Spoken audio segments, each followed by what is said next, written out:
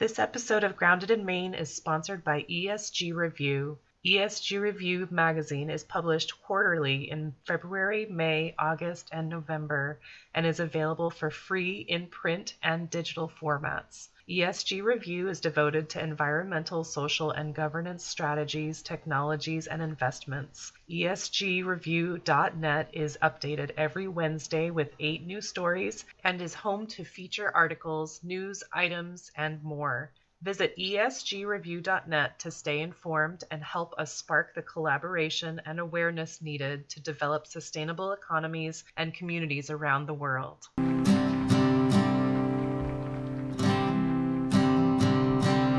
There's a place where there's no trouble, no more pain, no more struggle. Hi there. Thank you so much for listening to Grounded in Maine today. My name is Amy. My guest today had a family emergency, so you get me again. So I just been thinking about what I could talk about, and it's just been kind of stuck in my head lately that I could just chat about sort of who I follow, maybe just to give some tips in case anyone's interested in homesteading, sustainability stuff.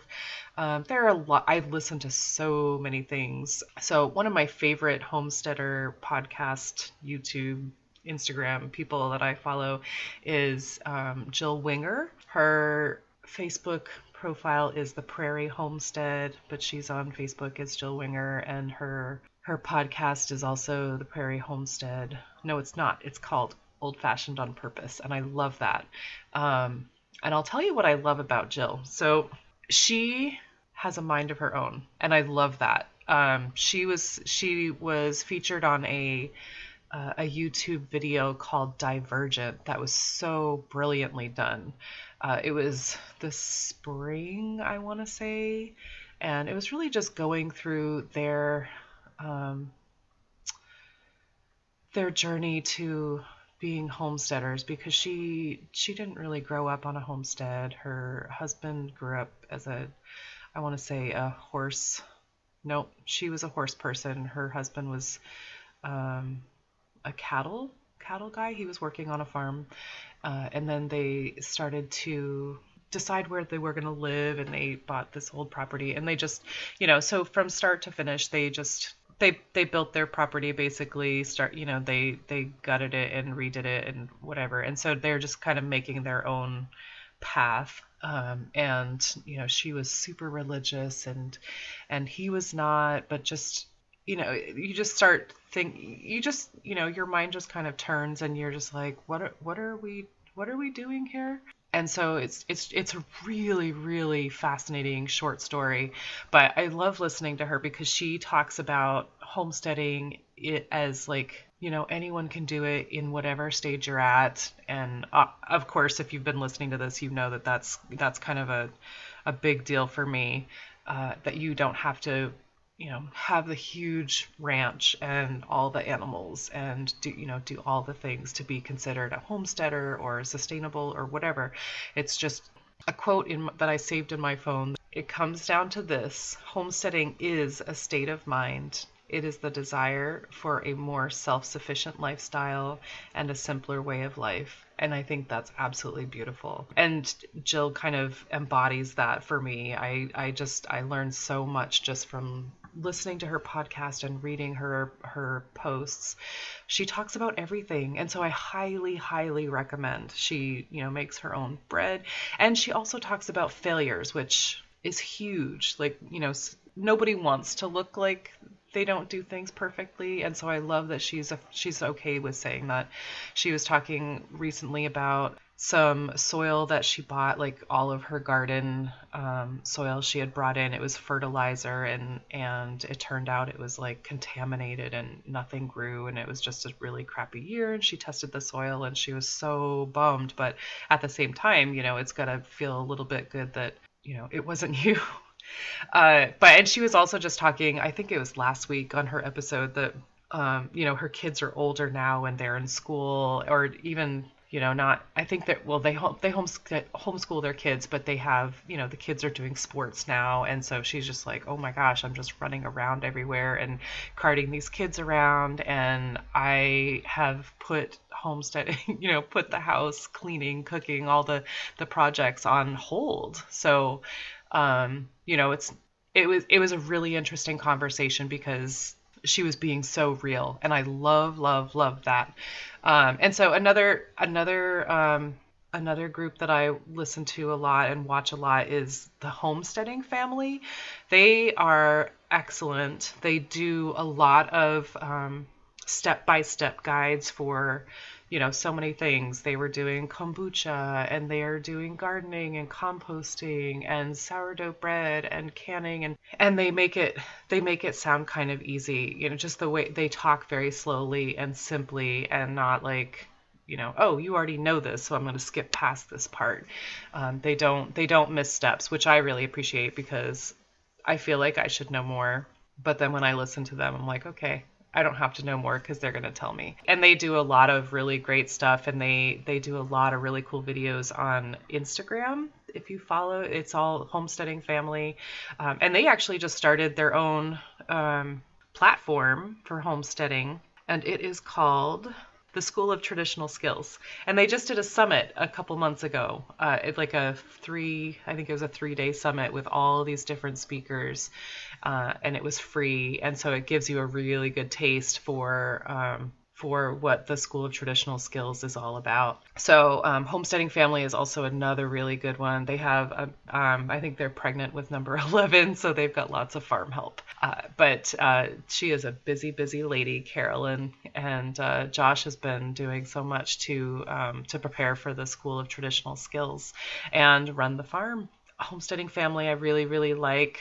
They do like I think it's almost a daily newsletter that they'll send out, and they're also on Instagram and Facebook, and they have every Wednesday they do a pantry chat on podcasts. So it's a podcast, and they just chat a little bit, and then they'll answer questions, and sometimes they'll bring in guests to speak about specific things. It's a really nice, just laid back conversation about something homesteading or sustainability. And I really, really like that. I love Wednesdays when they come out. And then another thing, so I subscribed so when Jill Winger was in that film called Divergent, it was part of, very much like the School of Traditional Skills. So very much like that, there's another platform about homesteading called Abundance Plus, and they have all kinds of like YouTube videos and all different, lots of different people you can follow them. They have their own channels and learn all kinds of different skills, which is very cool. I honestly haven't spent a ton of time on it, but I just need a 4 extra days in the week. But so those are some big ones for me. I've been following a ton on Instagram lately, and I'm learning so much. I'm trying to get ESG Review on to do an interview so that we can learn more about them. They're my sponsor so far, and they really kindly reached out to me and asked if I would be interested in a sponsorship situation. And I had not heard of them before, but I'm so into it now. Like, I love when I get their newsletter on Wednesdays and I see their Instagram posts with all the cool things that they're up to and helping businesses to become more environmentally friendly. And what else I love, obviously, I love Go Refill, the local store that we have, where you can buy sustainable items. So refill products, instead of buying in a package, you can bring your own jars or containers and fill them up there with soaps and shampoos and lip balm and cleaning supplies and stuff like that. I'm very, very excited to say that they are working on opening up a store in Brunswick, which is my town. It's so, so exciting to be able to not have to buy packaging and just, reuse the same things. I love their laundry soap, and we love their hand soap. And what's the other one? They have dishwasher pods, which they just dissolve. There's no plastic or anything. So that's very cool. What's the other thing that, shoot, I know there's another thing that we bought. Oh, they have a really great all-purpose cleaner that's lavender and eucalyptus, and it's super duper strong, but I use it more as an air freshener than I do for a cleaner because it lasts a long time. I think those were the big ones. I'm looking forward to going to visit soon and buying a cool a metal razor to be able to stop with the what do you call? Oh my gosh, disposable. Wow, my words today.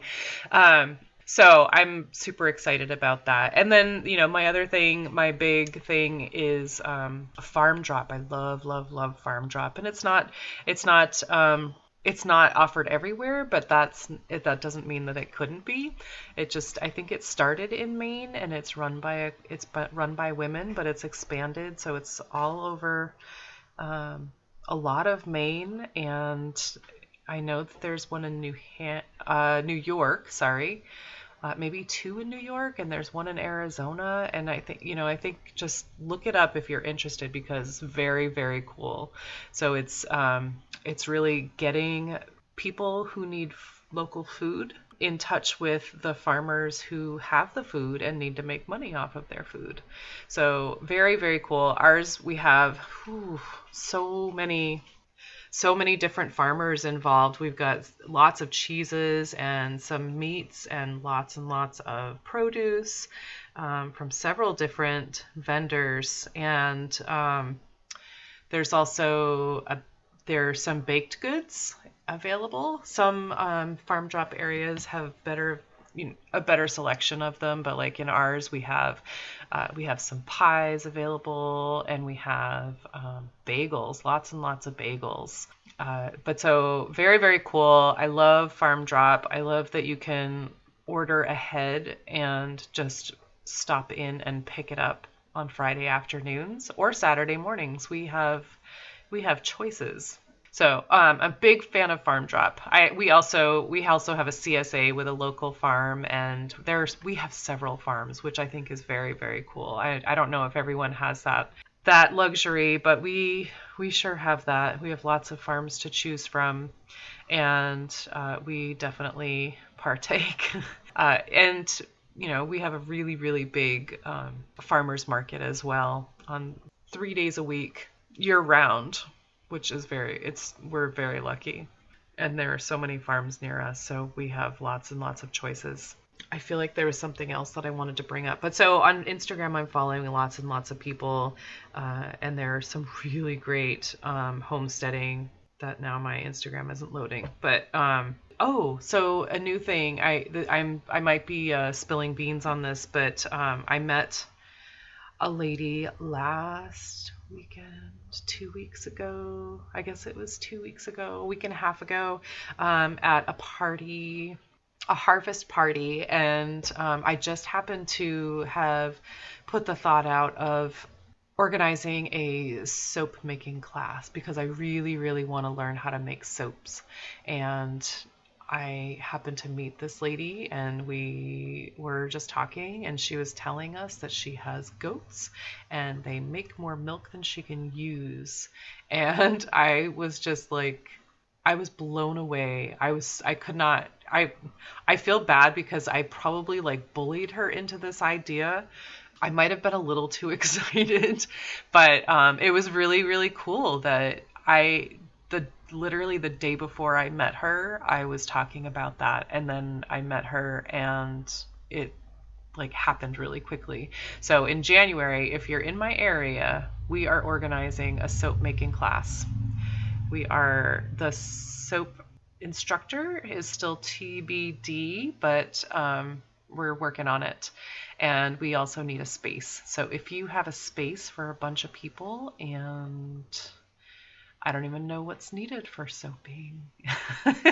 So we have some research to do. That is my winter project for sure. I'm really looking forward to it. And now I've got a planning partner, which is so exciting. And so anyway, the lady that I met who has goats, her farm is called Beautiful Mess Farms. Beautiful Mess Farm. Beautiful Mess Farm. And she's doing lots of fun, creative things. And she has the most beautiful flowers. So highly recommend following. And she has super cute goats. This is a shorty. It's just me. Nobody wants to listen to me for a long time. So I'm going to cut this short. I appreciate you listening. The next couple of weeks, I think, are going to be different conversations. I'm talking to a couple of folks that are looking for, we're going to kind of brainstorm different ideas for sustainability that they can incorporate, that we can all incorporate. It's just, things that they've been wanting to learn, and I'm always up for that. I want to know what people want to learn. I want to know what people know and want to share. So please get in touch with me if you either want to learn something specific or if you want to share something specific. And if there's anything that I can add to this that would be most helpful for you, please let me know. You can find me on Facebook. You can find me on Instagram. You can email me. You can find me on Good Pods. Good Pods I'm a big fan of. Good Pods, you can actually listen to podcasts. You can rate and review podcast episodes, which is different than Apple, where you rate the entire show without hearing all the episodes. So I think that's cool. It's kind of a social media for podcasters, which I'm a big fan of. I'm super loving it right now because you can get feedback from listeners and other podcasters. So yay. Anyway, thank you so much for being here today. I hope you have a great rest of the day, and please be in touch with me. I just want to take a moment to thank Buzzsprout for hosting this podcast, for Jane Bolduc for her amazing music genius, and for Rebecca Coffron and her beautiful artwork for this podcast. And I also would like to thank you for listening. I appreciate it more than you know. I will talk to you next time. There'll come a day, my mama told me, when I find love to have and hold me, a heart that's strong and so sincere. Just tell me, how do I get there from here? Oh, tell me, how do I get there from here? 'Cause here and now I'm so far down that mercy's bound to find me.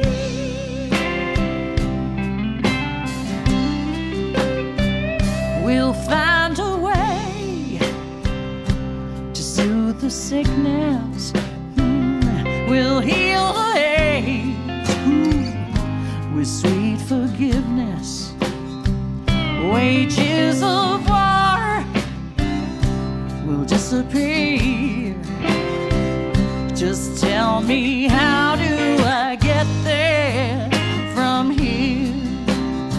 I wonder, how do I get there from here?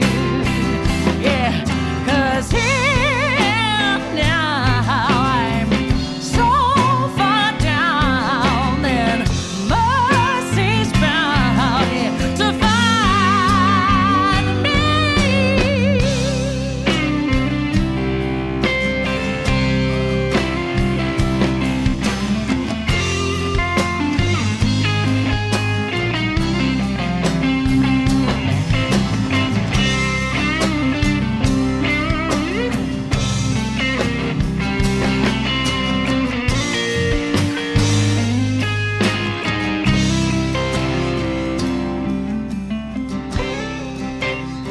When that state of grace has finally found me, well, there'll be music, ooh, and good friends friends around me, and I just smile through happy tears.